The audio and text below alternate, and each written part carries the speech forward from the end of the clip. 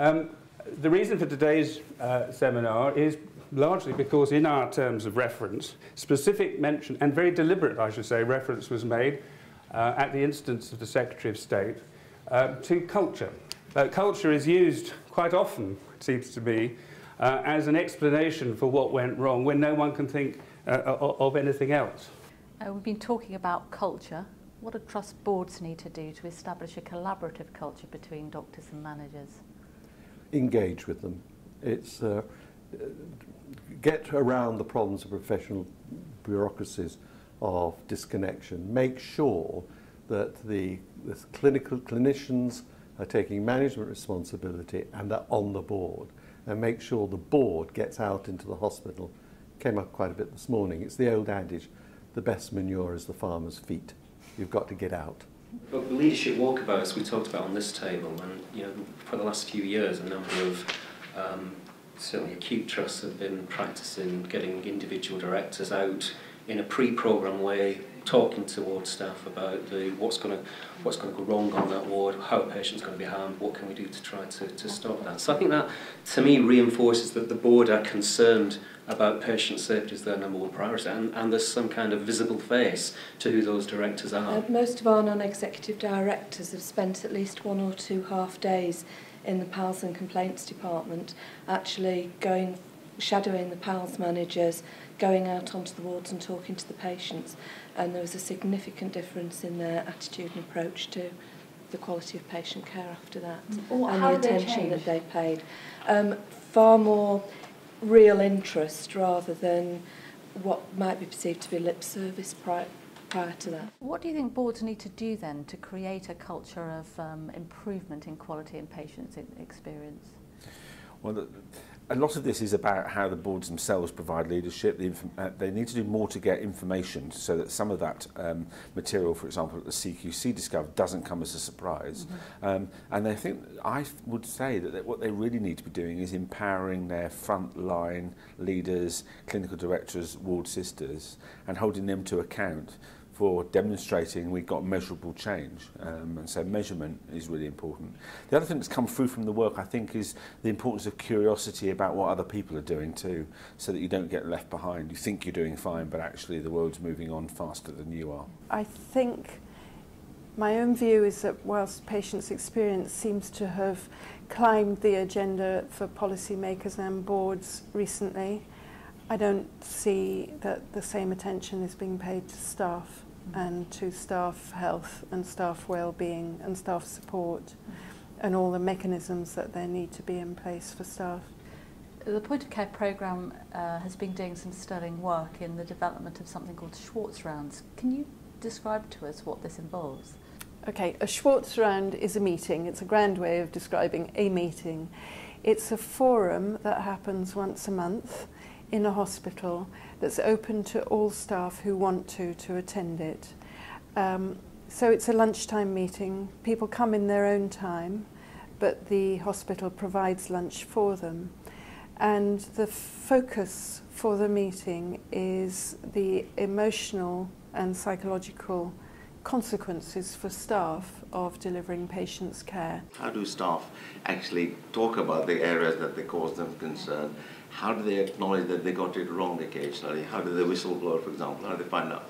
We heard from Jocelyn earlier on that one way of giving staff the opportunity to talk about how they feel about the care that they're giving to their patients. Are there other things that could help support staff? We're also sort of looking at complaints as a learning tool rather than as a sort of punitive tool. So what are the sort of complaints saying? For example, in our organisation, the first 3 months, first 3 quarters, the main complaints related to staff attitude. Yeah. So we've got a staff saying, where are the areas of staff attitude? Are they in areas of stress, like an A&E department, like an AMU department? Are they in other areas which are sort of, why are some areas in the trust always compassionate? Look at the cancer department it's fantastic. Yeah. Yet under stress, they do a very good job. We talked quite a bit about a culture in which staff are supported to provide better care, and we had a variety of things, whether it's working in multidisciplinary teams, appraisals, the Schwartz rounds that Jocelyn talked about, offering people the chance to debrief, lots of things that need to be done, and organisations should be encouraged to choose whatever method works for them, rather than it being some sort of prescription for the whole of the NHS. A lot of it's being done unto organisations.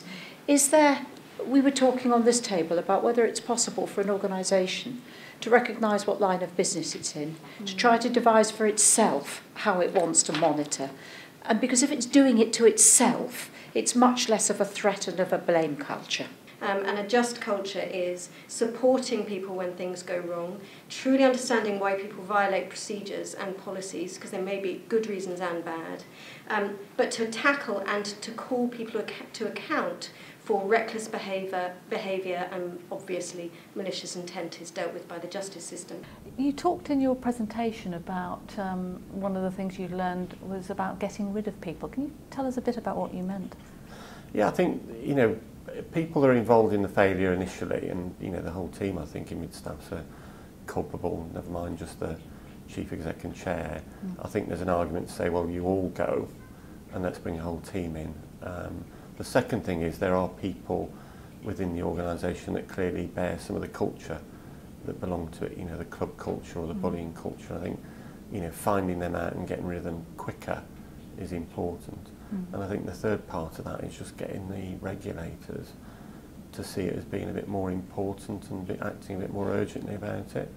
The amount of time we've waited for the GMC or the NMC to help support decisions we've made is just unbelievable.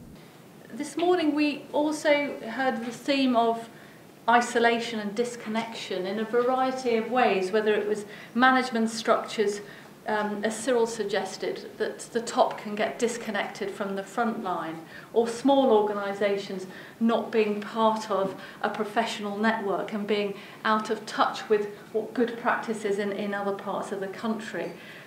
Or the horizontal disconnection that Jocelyn highlighted about how staff can be siloed and not understand what's even going on in their own organisation. So a plea, I suppose, to get the NHS more connected up, not in the same vanilla way that every trust has to look and smell the same, but in order to provide that virtuous cycle of learning and improvement.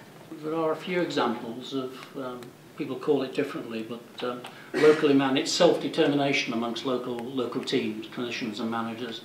You agree what they're going to do and you agree the budget, and then you let them get on with it. And the senior management's job then is to remove the blockages in the way. The only deal is that they have to manage the business and the affairs and the service visibly so that the whole organisation can see what they're doing. The other thing is, I think it's time that the local teams, the clinicians and the managers did begin to agree some sensible targets. I mean, being allowed 3 deaths a year from C. diff is outrageous. There shouldn't be any.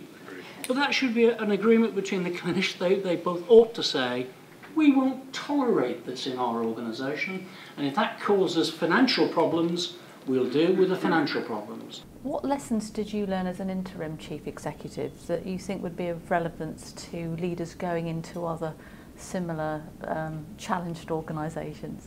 Focus on the patients quickly and get to see them and talk to them, and find the radical mirror out there, really, people that will actually tell you what it's really like. And Cure the NHS were perfect at that. Yes. However great we thought we were doing, they'd be blunt in their opinion of how they thought we were doing. I think that was really good. A loss of reputation is contagious.